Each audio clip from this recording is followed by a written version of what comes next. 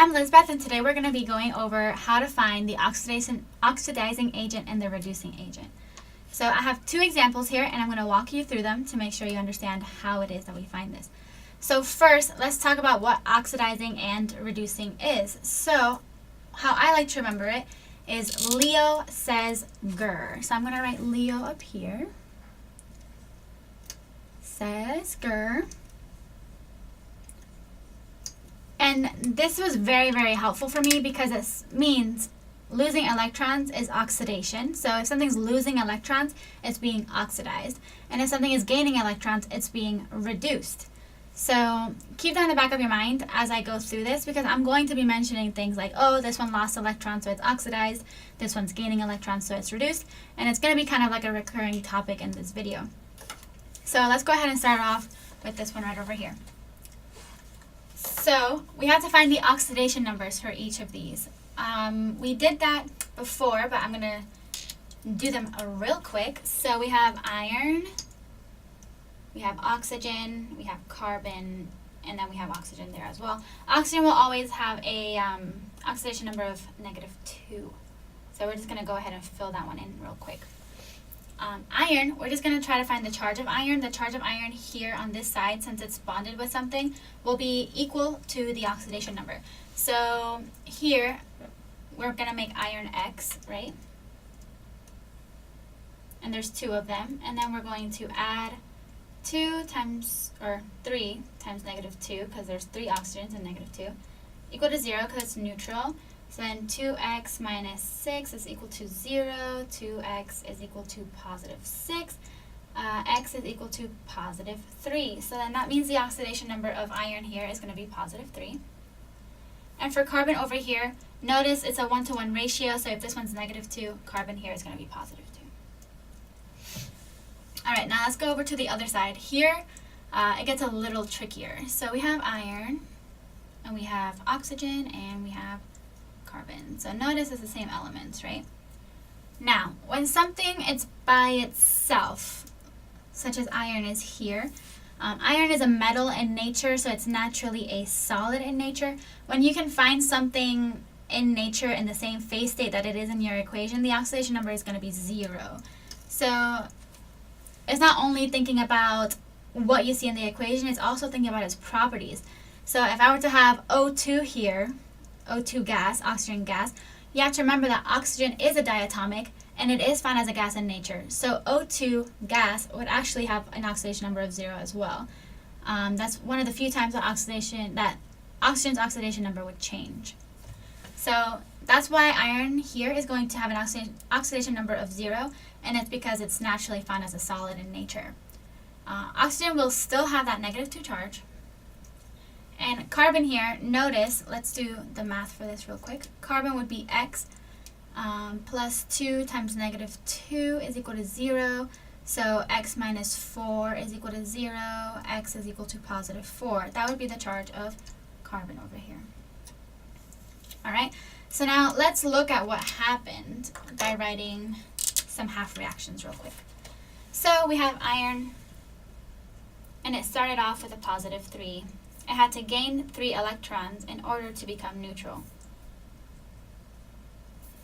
So here, the positive and negative would neutralize, making it 0. Notice that it gained electrons, right? So if it gained electrons,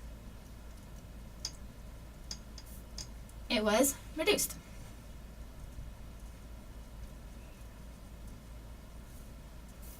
And oxygen stayed the same, so that's neither oxidized nor reduced.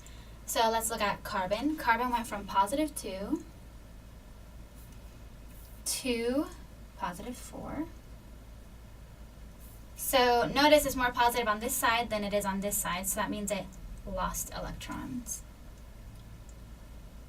So if it lost electrons, it was oxidized. Now, you might think that that is the answer and we're done, but however, it's asking for the oxidizing agent and the reducing agent. So if something's being reduced, it's helping the other one be oxidized. And if something's being oxidized, it's helping the other one be reduced. How that works is that if this one's losing electrons, this one would be gaining the electrons and vice versa. So that means this one here is actually the oxidizing agent.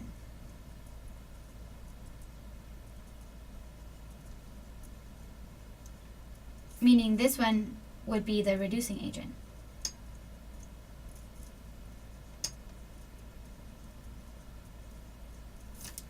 So that's basically how all the steps that you need to do in order to find out which one, you have to find out which one's gaining the electrons, which one's losing the electrons, what that means in terms of it. So using your Leo says GER, or you can also use oil rig. This one's also a very popular one. So oxidation is losing, reduction is gaining.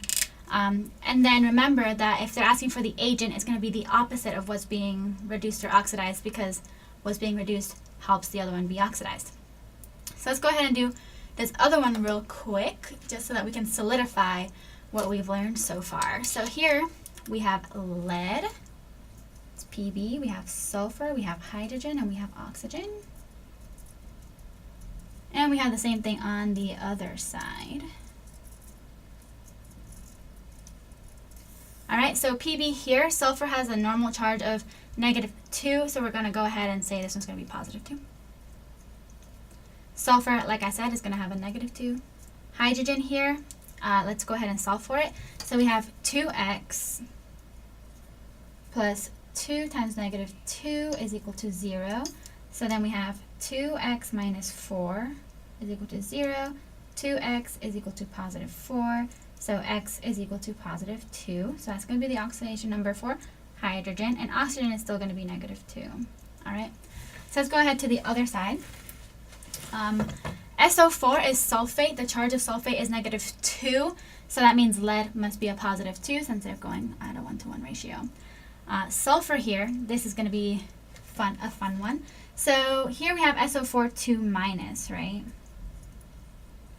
So I'm going to make sulfur X. And then I'm going to do the whole plus -2 times 4, except it's going to be equal to -2 because this is charged, right? So that means I have x minus 8 is equal to -2. So then x is equal to +6. So that means my oxidation number for sulfur here would be +6. Now, hydrogen over here is going to have a +1 charge because here this is 2x minus 2 is equal to 0. When you solve for x, that's going to be +1. And oxygen is still -2. So as you can see, there were two things that changed in oxidation numbers. It wasn't going to be lead, but sulfur and hydrogen. So let's see what exactly it was that went on. I'm going to go ahead and erase this part here. So if you need to write it down, go ahead and do that before I erase it.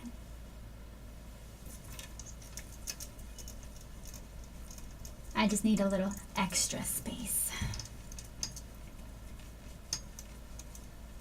Alright, so let's take a look at the ones that changed. So here we have sulfur went from -2 to +6.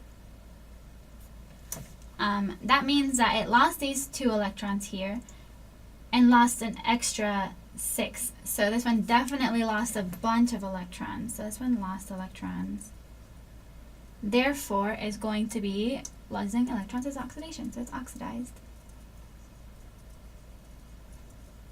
And then hydrogen over here went from +2 to +1, which means it gained 1 electron. So gained electron. Therefore, it was reduced. And like we mentioned earlier, that wouldn't be the end of your problem because it's asking for the agents.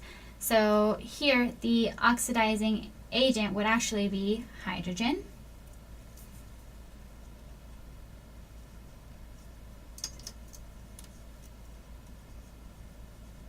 And then sulfur would be the reducing agent.